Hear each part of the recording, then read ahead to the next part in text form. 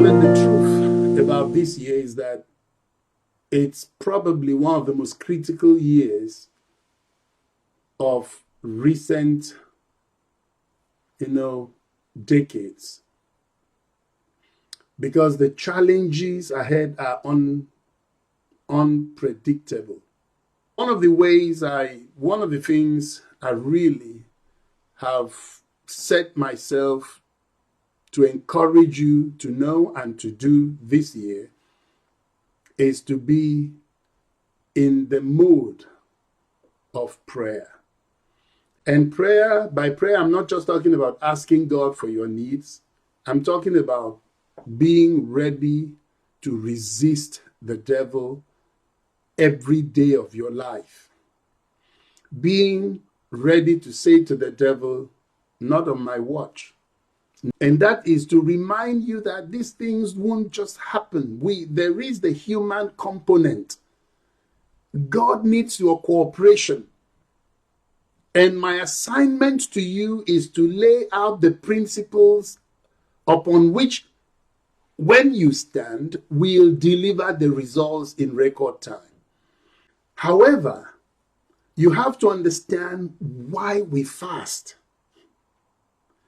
and why we pray and what we should expect from this fasting and prayers. It's something does change when we fast and pray, and that is me and you. Prayer and fasting is meant to change you. You will receive instructions from the Holy Spirit as you fast, as you pray. And I have always recommended to you, and I do again, get a journal. Write things down. Thank God for your smart devices. You should be able to make notes. The scriptures that jump out at you when you are reading a familiar chapter, make note of it, copy it, paste in your notes, and set a reminder so that weekly, monthly, whatever, so you will remind yourself regularly. Fasting and prayer will give you the grace, listen to me closely, the strength, the courage to do the things God leads you to do during the year, which ordinarily you would struggle to do.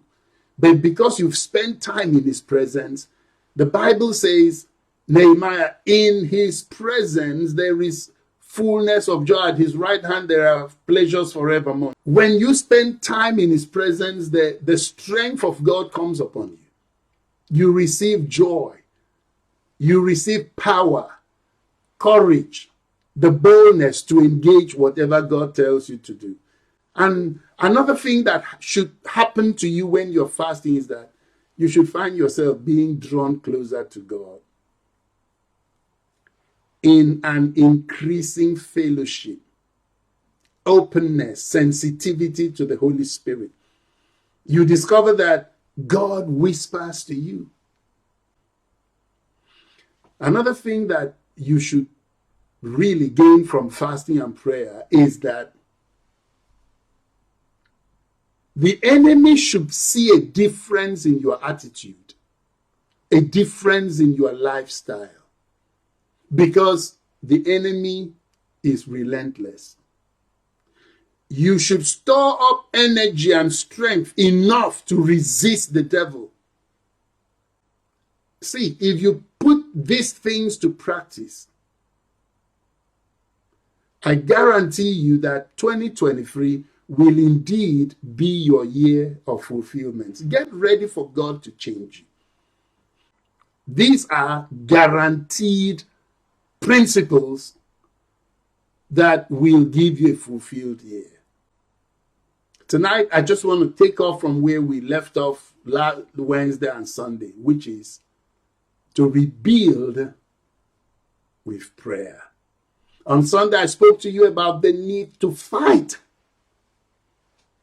The Bible still says that since the days of John the Baptist until now, the kingdom of God suffers or permits violence. Not physical violence, for we wrestle not against flesh and blood. And the violent take it by force. God is raising an army of people that are not willing to say no. that are willing to resist every contradiction until the situation changes. People that are not willing to accept no for an answer, as long as they have seen what God has said concerning their lives. It does not matter where you live. It does not matter what job you have or do not have. It does not matter the condition or situation you find yourself. Beloved, God wants to change things in your life this year.